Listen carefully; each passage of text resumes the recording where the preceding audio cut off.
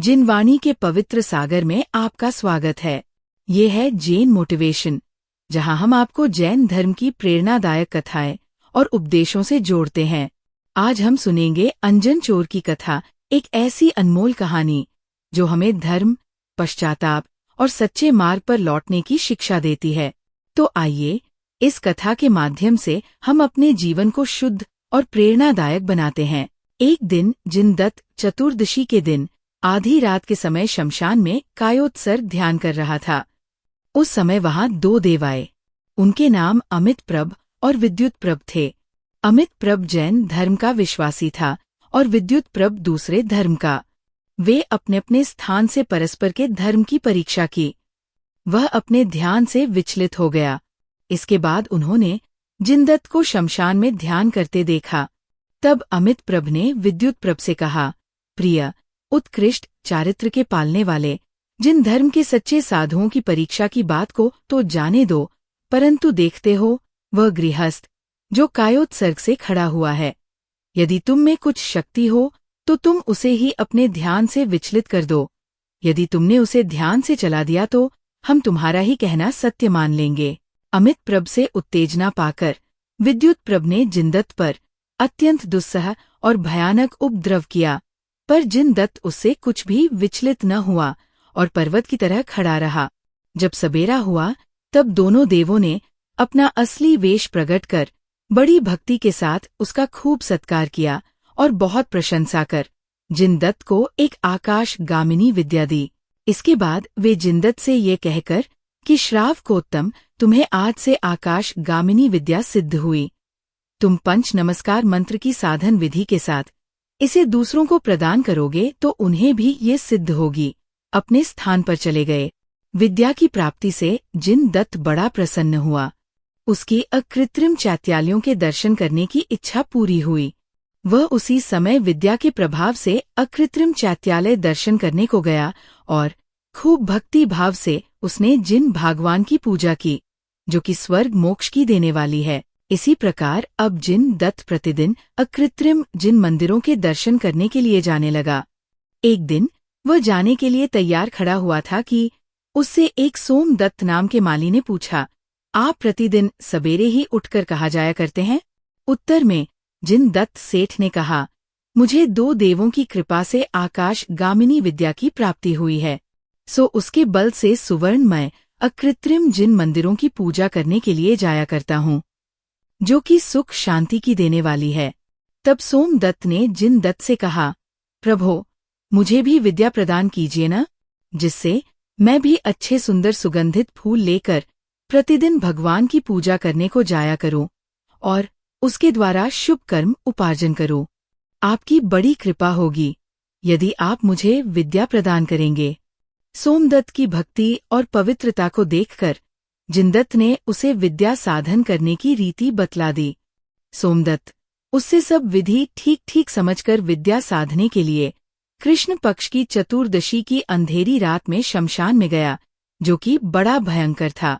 वहां उसने एक बड़की डाली में 108 लड़ी का एक दुबा का सिंका बांधा और उसके नीचे अनेक भयंकर तीखे तीखे शस्त्र सीधे मुंह गाड़ कर उनकी पुष्पादि से पूजा की।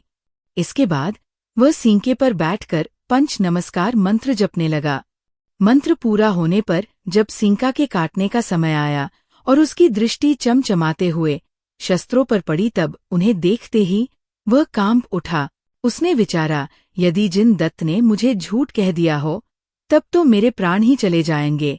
ये सोचकर वो नीचे उतर आया।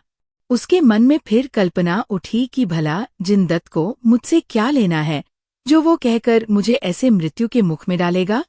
और फिर वह तो जिनधर्म का परम श्रद्धालु है, उसके रोम रोम में दया भरी हुई है, उसे मेरी जान लेने से क्या लाभ? इत्यादि विचारों से अपने मन की संतुष्ट कर वह फिर सींके पर चढ़ा, पर जैसे ही उसकी दृष्टि फिर शस्त्रों पर पड़ी कि वह फिर भय के मारे नीचे उतर आया। इसी तरह वह बार बार उतरने चढ़ने लगा, पर उसकी हिम्मत सींका काट देने की नहीं हुई। सच है, जिन्हें स्वर्ग मोक्ष का सुख देने वाले, जिन भगवान के वचनों पर विश्वास नहीं, मन में उन पर निश्चय नहीं, उन्हें संसार में कोई सिद्धि कभी प्राप्त नहीं होती। उसी रात को एक और घटना हुई। वो उल्लेख योग्य है और खासकर उसका इसी घटना से संबंध है, इसलिए उसे लिखते हैं। वह इस प्रकार है।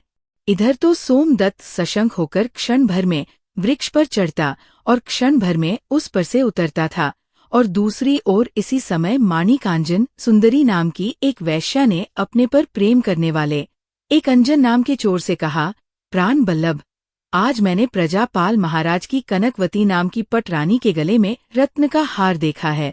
वह बहुत ही सुंदर है। मेरा तो ये भी विश्वास है कि संसार भर में उसकी तुलना करने वाला कोई और हार होगा ही नहीं।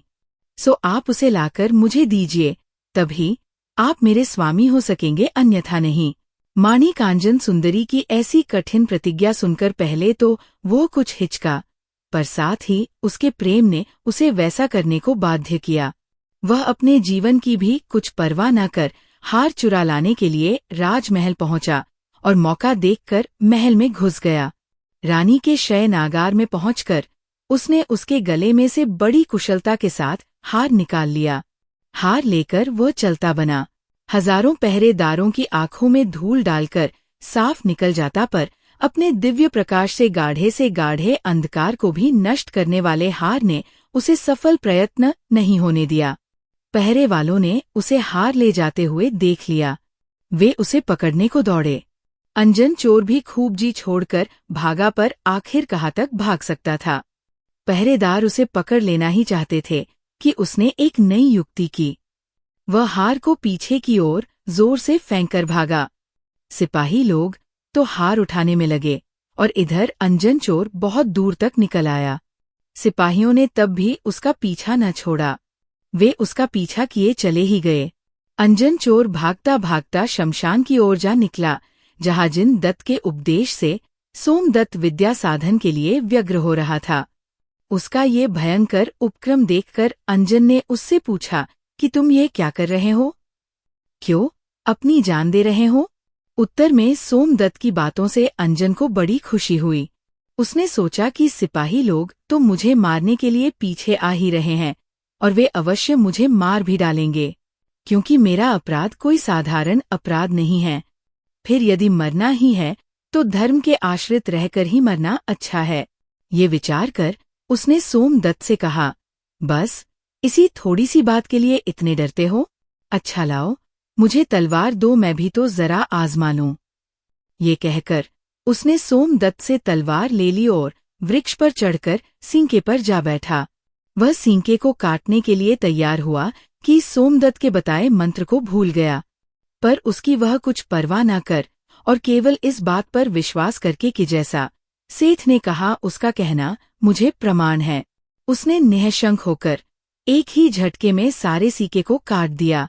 काटने के साथ ही जब तक वो शस्त्रों पर गिरता है तब तक आकाश गामिनी विद्या ने आकर उससे कहा, देव आज्ञा कीजिए, मैं उपस्थित हूँ। विद्या को अपने सामने खड़ी देखकर अंजन चोर को बड़ी खुशी हुई। उसने विद्या से कहा, मेरू पर्वत पर जहाँ जिन दत्त सेठ भगवान की पूजा कर रहा है वहीं मुझे पहुँचा दे। उसके कहने के साथ ही विद्या ने उसे जिन दत्त के पास पहुँचा दिया। सच है, जिन धर्म के प्रसाद से क्या नहीं होता।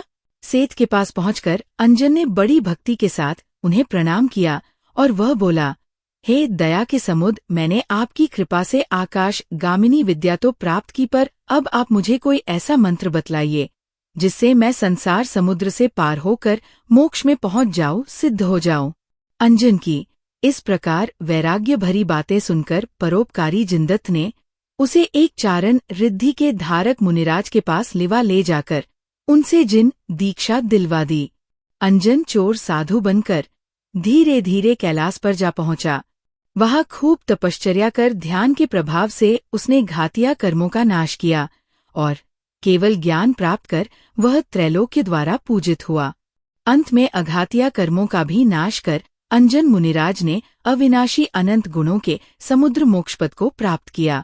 सम्यग्दर्शन के निःशंकित गुण का पालन कर अंजन चोर भी निरंजन हुआ, कर्मों के नाश करने में समर्थ हुआ। इसलिए भव्य पुरुषों को तो निःशंकित अंग का पालन करना ही चाहिए। मूल संघ में श्री मल्लिभूषण भट्टाकर हुए।